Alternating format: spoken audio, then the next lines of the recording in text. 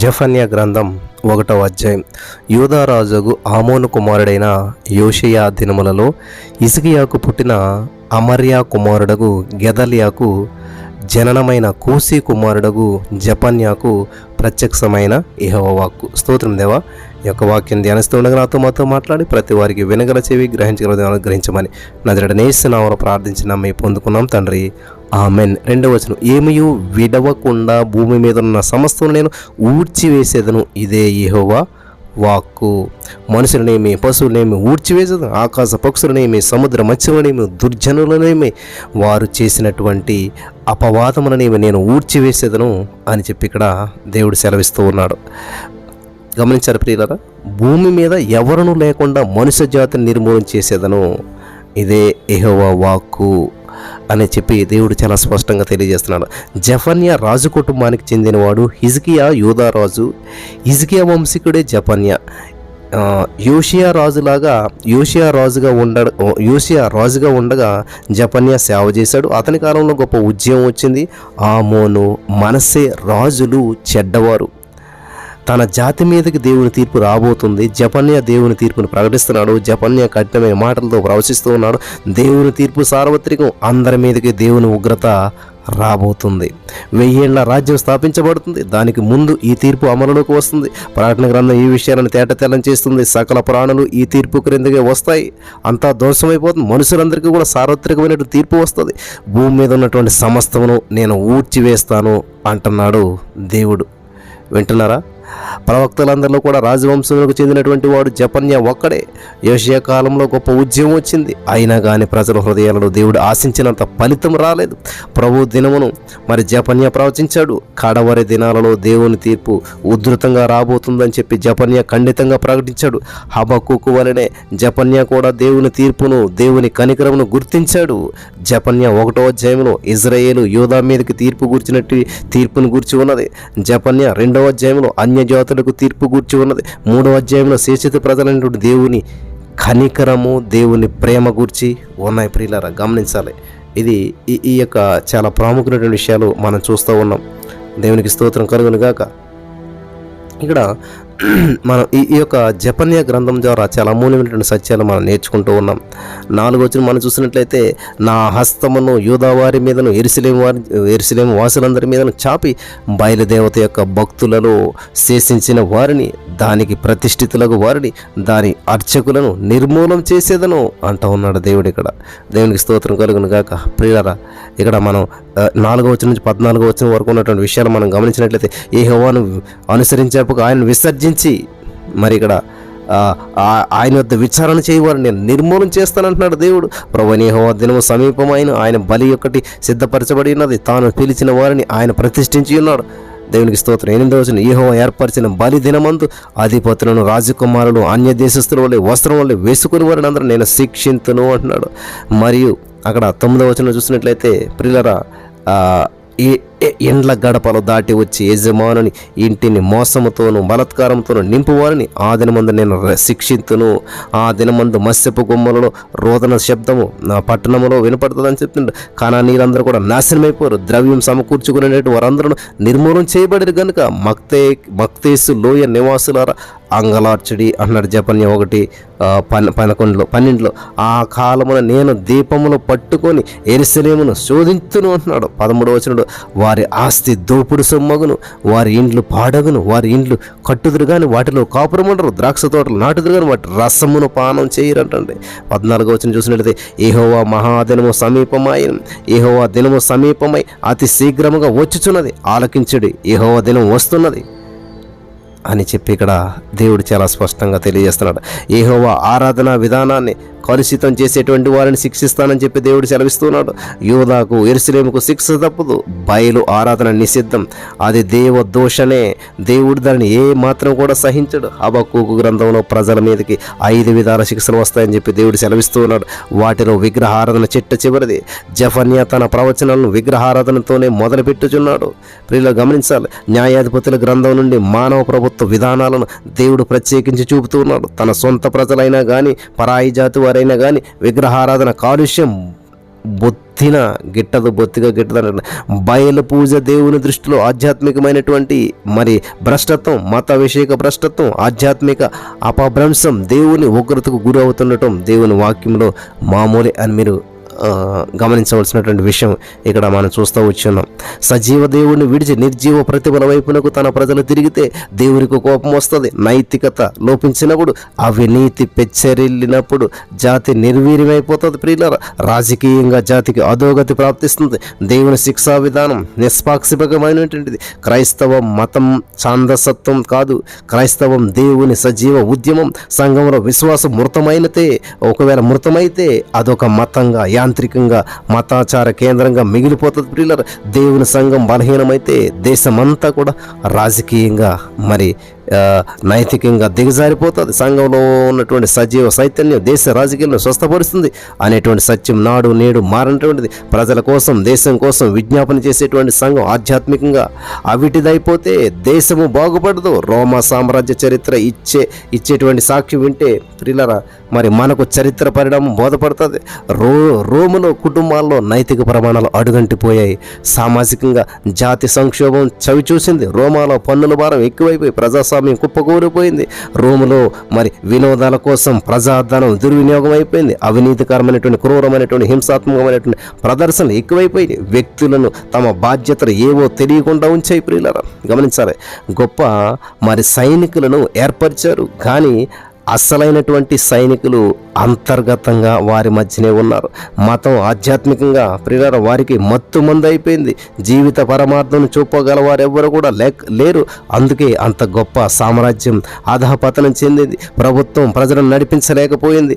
నామరూపం లేకుండా అంతరించిపోయింది. ఇది బైబిల్ చరిత్ర చెప్తున్నటువంటిది. ప్రియులారా, మన మానవ ప్రభుత్వాల గమ్యం ఏమిటి, మరి గమనము ఏమిటి అనేటువంటి విషయాలు జపన్యా గ్రంథంలో చాలా ప్రవచనాలను మనం ఉపదేశిస్తాడనమాట. ఆయన ప్రవక్త దక్షిణ రాజ్యమైనటువంటి యూదాను గురించి ప్రవచిస్తూ ఉన్నాడు.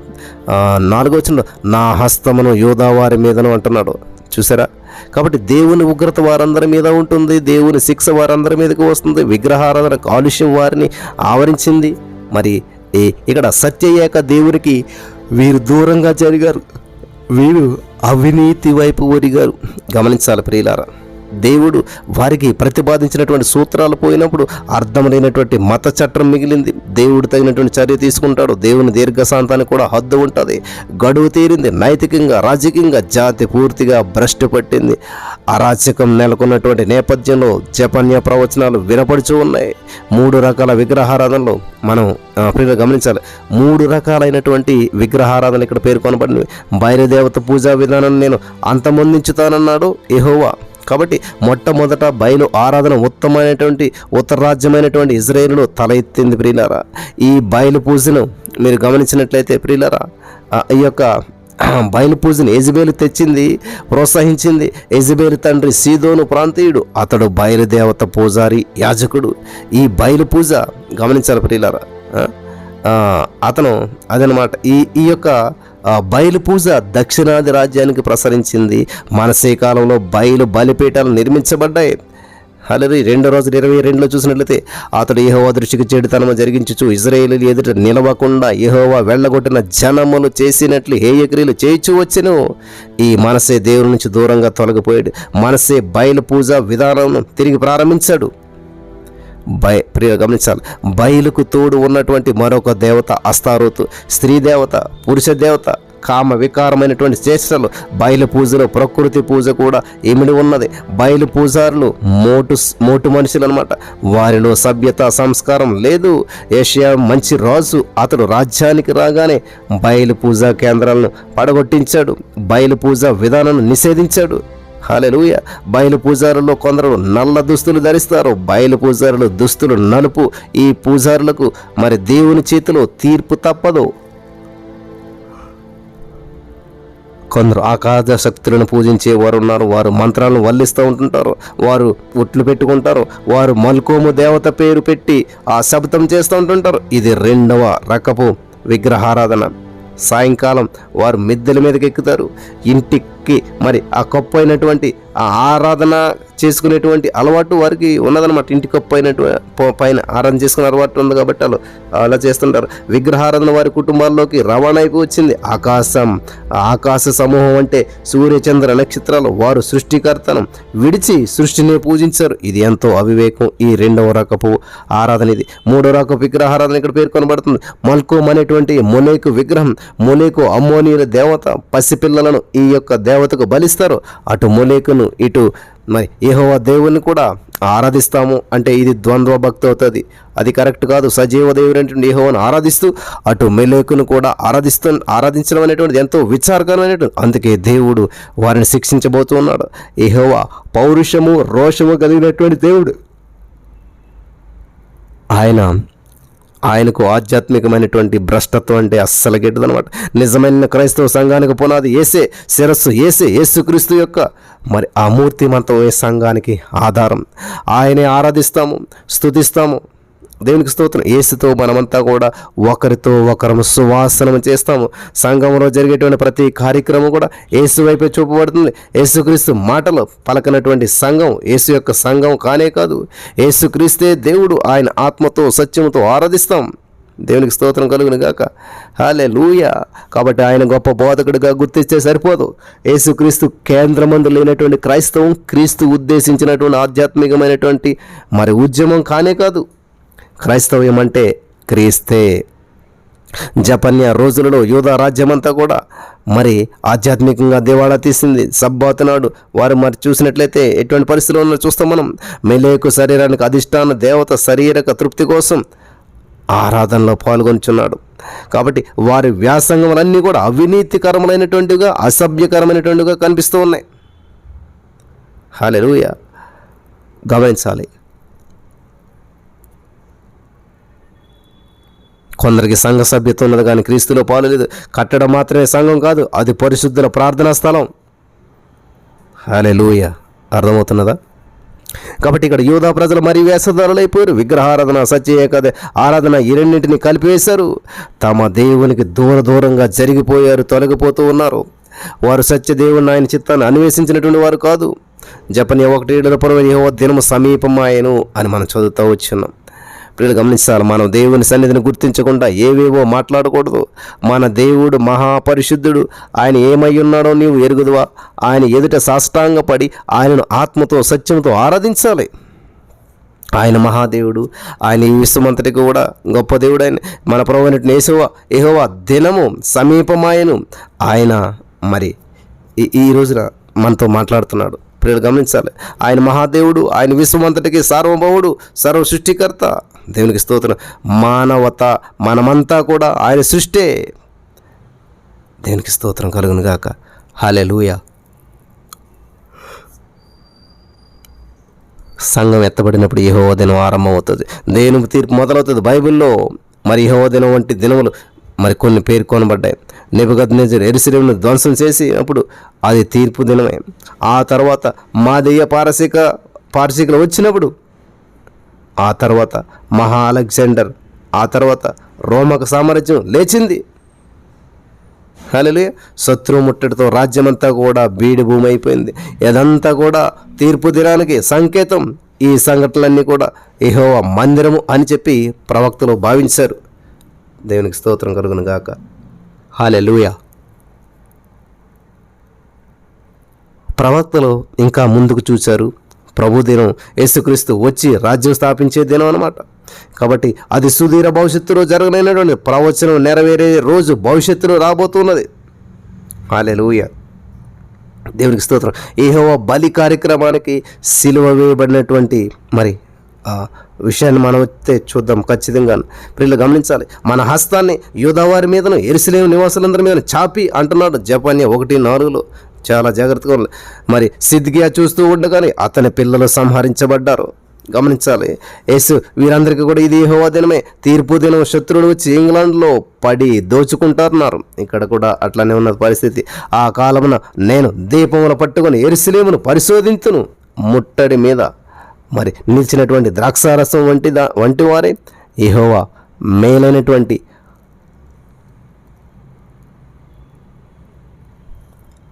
మేలైనను కీడైనను చేయువాడు కాడని యేసుప్రభువు వారు మనసులో అనుకున్నటువంటి వారిని శిక్షించును. జపన్య 1:12 మనం చూస్తూ వచ్చిన్నాం. దేవునికి స్తోత్రం కలుగును గాక. హల్లెలూయా. యోషియా రాజు తర్వాత దక్షిణాదిలో మంచి రాజు ఒక్కడూ లేడు.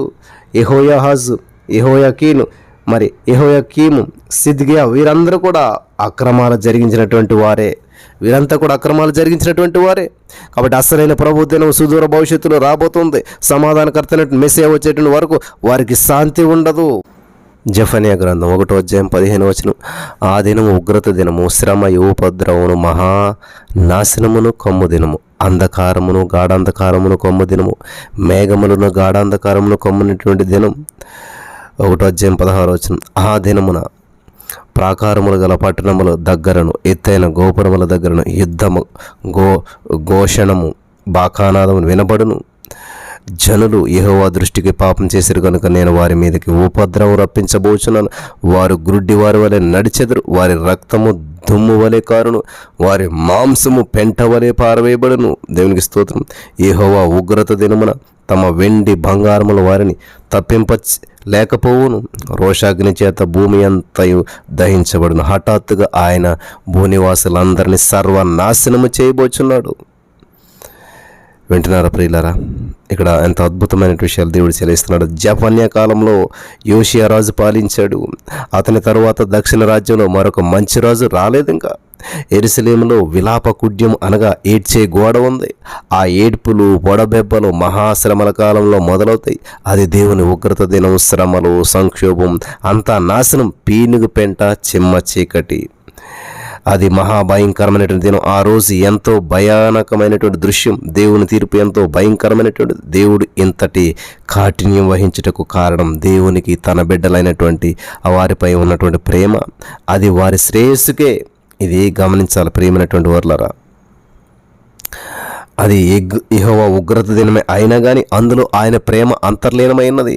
తన ప్రజలను క్రమశిక్షితులను చేయడానికి దేవుడు ఆస్తిమాటదంతా కూడా తన బిడ్డలు ఈ విధంగా గుణపడతారని చెప్పి ఆయన యొక్క ఉద్దేశం. దేవుని తీర్పులో దేవుని ప్రేమ ఉన్నది. తాను ప్రేమించే కుమారుని తండ్రి శిక్షిస్తాడు. దేవుడు ఏమి చేసినా ఆయన చర్యలకు వెనుక ఆయన ప్రేమ ఉన్నదని మీరు గుర్తించాలి. దేవుడు మన పాపాలను శిక్షించకపోతే, దేవుని తీర్పే లేకపోతే, మనలను బాగు చేసే మనసు లేకపోతే ఆయన దేవుడు కానేరడు కదా. మొక్క అయినప్పుడే దాన్ని వంచాలి, మాన అయినప్పుడు అది వంగనేరదు కదా. దేవుని బిడ్డలు ఆయన పర్యవేక్షణలో ఉన్నారు. చెడుగును పాపమును దేవుడు శిక్షించకుండా విడువడు. ప్రేమగల దేవుడు మనను విడువడు, ఎడబాయడు. ఆయన ప్రేమ శాశ్వతమైనటువంటిది. దేవుడు తీర్పరుగా రాబోచున్నాడు. ఈ లోకంలో దౌర్జన్యాన్ని, పాపాన్ని ఆయన తొలగిస్తాడు. అది ఆయనకు మహిమ, మనకు ఆశీర్వాదం. దేవుడు మంచిని ఎంత ప్రేమిస్తున్నాడో, తన బిడ్డలపై ఆయనకు ఎంత ప్రేమ ఉన్నదో దేవుడు ప్రతి చర్యలో మనకు కనపరుస్తూనే ఉన్నాడు. దేవుని స్వభావమే అలాంటిది ప్రియులారా. ఇక జెఫన్యా 1:16 ఆ దినమున ప్రాకారములు గల పట్టణముల దగ్గరను, ఎత్తైన గోపురముల దగ్గరను యుద్ధ ఘోషణయు బాకానాదం వినబడుతుంది అంటున్నాడు. దేవుడు ఇజ్రాయేలు జాతికి ఆజ్ఞాపించినట్లే వారు అరణ్యంలో బాకానాదం ఊదారు. 2 వెండి బూరలను వారు ఊదవలసి ఉంది. సంఖ్యాకాండం 10:9 చూసినట్లయితే, మిమ్మల్ని బాధించు శత్రువులకు విరోధముగా మీ దేశంలో యుద్ధమునకు వెళ్ళినప్పుడు ఆ బూరలు ఆర్భాటంగా ఉండవలను. అప్పుడు మీ దేవుడైన యెహోవా సన్నిధిని మీరు జ్ఞాపకమునకు వచ్చి మీ శత్రువుల నుంచి మీరు రక్షించబడుదురు. దేవునికి స్తోత్రం కలుగును గాక. హల్లెలూయా. ఇది శత్రువుల బాకానాదం. దేవుడు వీరిని శత్రువుల చేతికి అప్పగిస్తాడు. దేవుడు వీరిని శత్రువుల బారి నుంచి కాపాడడు. అది వారిపై దేవుని తీర్పు. హల్లెలూయా. బంగారంతో వెండితో స్నేహితులను సంపాదించుకున్నట్టుకు గాను యెహోవా ఉగ్రత దినమందు ఈ లావాదేవీలు బేరసారంలో ఆ రోజున ఎంత మాత్రం పనిచేయవు. అందరూ అంతా కూడా సర్వనాశనం అవుతారు. ప్రియులారా గమనించాలి. ఆ రోజున ధనం ఎంత మాత్రం కూడా పనిచేయదు. అది మహోగ్రతమైనటువంటి నాశన దినం. అంతా బూడిద, దుమ్ము. తీర్పు తప్పించేవారు ఎవరు లేరు. జాతి శరీరంలోని కొరుకుడు పుండును దేవుడు కోసివేస్తూ ఉన్నాడు. ఈ విధంగా ఆ తర్వాత తరములను దేవుడు కాపాడుతాడు. కుళ్ళిపోయిన శరీర భాగాలను ఇది శస్త్రచికిత్స అన్నమాట. జఫన్యా ప్రవక్త హిజ్కియా రాజు వంశమునకు చెందినటువంటి వాడు. ఇర్మియా, నహూము, హబక్కుకు మొదలైనటువంటి ప్రవక్తలు జఫన్యా ప్రవక్త యొక్క సమకాలికులను గుర్తించాలి. జఫన్యా అంటే దాచిపెట్టబడిన వాడని అర్థం. జఫన్యా అనగా దాచిపెట్టబడిన వాడని అర్థం. జఫన్యా పరిచర్య తరువాత దినాల్లో యోషియా రాజు సంస్కరణలు చేపట్టాడు. యూదా పైన, లోకమంతటి పైన దేవుని తీర్పు విరుచుకుపడుతుంది. యెహోవా దినం భయంకరమైనదని చెప్పి జఫన్యా ప్రవక్త ప్రకటిస్తూ ఉన్నాడు. ద్వితీయోపదేశకాండం 28:28లో వెర్రితనము చేత, గ్రుడ్డితనము చేతను, హృదయ విస్మయం చేతను యెహోవా నిన్ను బాధించును అంటా ఉన్నాడు అక్కడ. వింటున్నారా? పిల్లలు గమనించారు. అప్పుడు గుడ్డివాడు చీకటి తడువులాడు రీతిగా నీవు మధ్యాహ్నముందు తలవలాడు నీ మార్గం వర్ధిల్ల చేసుకొనలేవు. యెషయా 59:10 గోడ కొరకు గుడ్డి వారి వలె తడువులాడుచున్నాము, కన్ను లేనటువంటి వారి వలె తడువులాడుచున్నాము, సంధ్య చీకటి అందువలనే మధ్యాహ్న కాలమున కాలు జారిపడుచున్నాము, బాగుగా బ్రతుకుచున్న వారిలో నుండి సచ్చిన వారి వలె ఉన్నాము. 59 ధనికులకు వారి ధనము, వారి భద్రత ఉండదు ప్రియులారని గ్రహించాలి. ఈరోజు నీ మాటలు వింటున్న ప్రియులారా, జఫన్యా ప్రవచనాలు దేవుడు పంపిన ఋతుపవనాలు, తీవ్రమైనటువంటి గాలి, తుఫాను, దేవుని ఉగ్రతను బట్టి ఈ శిక్ష రాబోతుంది. దేవుని ప్రజలు విధేయులై వినయశీలం కలిగిన వారే దేవుని వద్దకు తిరిగి రావాలి. మొదటి తెస్సలోనికై 5:1-11 వచనాల్లో ప్రభు దినం అక్కడ ప్రస్తావించబడింది. రాత్రి వేళ దొంగ ఎలాగో వచ్చునో అలాగే ప్రభు దినం వచ్చునని మీకు బాగుగా తెలియనంట ఉన్నాడు. ప్రియులారు గమనించాలి. మీరందరూ వెలుగు సంబంధాలు, పగటి సంబంధాలు అయినారు అంటున్నాడు దేవుడు. మనం మొత్తులమై ఉండకూడదు, విశ్వాస ప్రేమలను కావచ్చని ధరించుకోవాలంటూ ఉన్నాడు దేవుడు. మనం మేలుకొని ఉన్నను, నిద్రపోవచ్చునను, తనతో కూడా జీవించే నిమిత్తం ఆయన మన కొరకు మృతి పొందెను. కాబట్టి మీరు ఇప్పుడు చేయుచున్నట్టుగానే ఒకరినొకడు ఆదరించి ఒకరినొకడు క్షేమాభివృద్ధి కలుగజేసుకొనుడి అని చెప్పి దేవుడు చెప్తున్నాడు. ఈ చారిత్రాత్మకమైన రోజు ప్రకటన గ్రంథంలో ఉన్న ప్రభు దినమునకు సూచనగా ఉన్నది. హల్లెలూయా, దేవునికి స్తోత్రం. యెషయా 7,000 ప్రవక్తలు కూడా ప్రభు దినమును ప్రవచించారు. జఫన్యా 1వ అధ్యాయం ఎంతో ముఖ్యమైనటువంటి హెచ్చరికలతో నిండి ఉన్నది ప్రియులారా. జఫన్యా 1:2లో మనం చూసినట్లయితే ఆ 1వ అధ్యాయం 1, 2, 3 వచనాల్లో 8వ వచనంలో మనం గమనించినట్లయితే చాలా ప్రాముఖ్య వచనాలు ఉన్నాయి. ప్రకటన 19:18లో అతడు గొప్ప శబ్దంతో ఆర్భటించి రండి, రాజుల మాంసమును, సహస్రాధిపతుల మాంసను, బలిష్ఠుల మాంసను, గుర్రముల మాంసను అని చెప్పి ఇక్కడ చెప్తున్నాడు. స్వతంత్రము ఇక్కడ మరి వారి మాంసం పక్షులని కడుపారా తినెను అంటున్నాడు. ఇర్మియా 46:10 ఇది ప్రభువును సైన్యములకు అధిపతి అయినటువంటి యెహోవా ప్రతిష్ఠించు పగ తీర్చు దినం, ఆయన తన శత్రువులను ప్రతిదండన చేసేటువంటిదిగా ఉన్నది. ఇక్కడ జఫన్యా 1:16లో కూడా మనం చూస్తూ వచ్చి ఉన్నాం. ప్రియులారా జాగ్రత్తగా గమనించారు. ప్రవక్త రాజవీధులలో నడిచి వెలుచు, ప్రజలారా రండి నాతో కలిసి ఏడవండి అంటాడు. ద్రవ్యం సమకూర్చుకునే వర్తకులకు శ్రమ, యెహోవా అందరినీ కఠిన శిక్షకు గురి చేయబోచున్నాడు. ప్రియులారా యెరూషలేములో నివాసులను దాక్కునేటువంటి వారిని అన్వేషించి వెదకి పట్టుకుని వారిని శిక్షిస్తానని చెప్పి దేవుడు సెలవిస్తూ ఉన్నాడు. వింటున్నారా? శత్రువులు మిమ్మల్ని సేజెక్కించుకొని హతమారుస్తారు. వారు దేవుని గురించి తప్పుడు అంచనాలు వేశారు. వారు కృత్రిమైనటువంటి తృప్తిని కల్పించుకున్నారు. దేవుడు వారిని వెదకి శిక్షిస్తాడు. ప్రవక్త ఈ మాటలతో యూదా వారిని మేలుకొలుపుతూ ఉన్నాడు. గమనించారా? శ్రమ, ఉపద్రవం, మహానాశనం, గాఢంధకారం, యుద్ధఘోష, బాకానాదం, రక్తపాతం, పీనుగు పెంట, రోసగ్ని, దహనం, సర్వనాశనం ఈ వాక్చిత్రాలు భయం గొలుపుతాయి. దేవుని చర్య ఎంత ప్రతీకారమో ప్రవక్త చూపుతూ ఉన్నాడు. జాగ్రత్తగా మీరు గమనించినట్లయితే తన ప్రజలంటే దేవునికి రోషంతో కూడినటువంటి ఎంతో ప్రేమ ఉన్నది. ప్రియులా వింటున్నారు. నహూము 1:2 యెహోవా రోషము గలవాడై ప్రతీకారము చేయువాడు. జఫన్యా ప్రవక్త ఇంత కఠినంగా మాట్లాడటానికి కారణం ఏమంటే యూదా ప్రజల నిద్రమత్తులో బలంగా పడిపోయారు. మనస్సే, ఆమోను రాజుల జాతికి చేసినటువంటి కీడు ఇంత అంత కాదు. యెషయా సంస్కరణలు కూడా పూర్తిగా ప్రజలు వెనుకబాటుతనాన్ని తొలగించలేకపోయాయి. వింటున్నారా? కాబట్టి జఫన్యా గ్రంథంలో ప్రవచనాలన్నీ విశేషించి యూదాకు, యెరూషలేముకు సంబంధించినటువంటివే. దుఃఖం, ఎడతెగని ఆందోళన, అనిశ్చిత పరిస్థితి, మానసిక అభద్రతాభావం, శ్రమలు, హింసలు ఆవరించి ఉన్నప్పుడు అందరు హృదయపు అట్టడుగు నుంచి ఆర్తధ్వనాలు చేస్తాయి. దేవుడు తన బిడ్డలకు ధైర్యం పరిచేటువంటి మాటలు చెప్తాడు. దేవుని అభయ వాగ్దానాల కారు చీకటిలో మనకు కాంతిరేఖ, అది మన అంతరంగమును పులకింపజేసేటువంటి దేవుని మెలను స్వరం, అది దేవుని ప్రేమ స్పర్శ. శ్రమ బాధితులకు మన జీవన స్మృహ. మరి జఫన్యా దేవుని ప్రవక్తగా సత్యమే చెప్పాడు కూడా. దేవుని ప్రేమ కలిగి సత్యం చెప్పడం మన దేవుని విధానం అన్నమాట. జఫన్యా విశ్వసనీయుడైనటువంటి మరి ఆ యొక్క మన దేవుని ప్రవక్త దేవునికి తిరుగుబాటు చేసే వారికి ఎలాంటి తీర్పు రాబోతుందో ఖండితంగా అధికారపూర్వకంగా ప్రవచించాడు. దేవుని ఉగ్రతాగ్ని రాబోతుందని చెప్పి జపన్యా ప్రకటించాడు. మనుషులనేమి పశువులనేమి నేను ఊడ్చివేస్తానంటున్నాడు. దేవునికి తిరుగుబాటు చేస్తే మానవ జాతి మనుగడగే ముప్పు. జపన్యా ప్రవచనాల్లో ఎంతో తీవ్రత ఉంది. ఆ మహాదినమైనటువంటి యెహోవా దినం త్వరలోనే రాబోతుంది. దానిని ఎవ్వరు కూడా ఆపలేరు. వింటున్నారా? ఎవరు కూడా ఆపలేరు. అది దేవుని కోపాగ్ని రాజుకునేటువంటి రోజు. అయితే జపన్యా ఒక ఆశాతారణ నిరీక్షణను ప్రజలకు ఎత్తి చూపుతున్నాడు. జపన్యా 1వ అధ్యాయమంతా ప్రవచన గర్జనలు, ఉరుములు, మెరుపులు కనిపిస్తూ ఉన్నాయి మనకి. ప్రియులారా, గమనిస్తున్నారా? దేవునికి స్తోత్రం కలుగును గాక. హల్లెలూయా.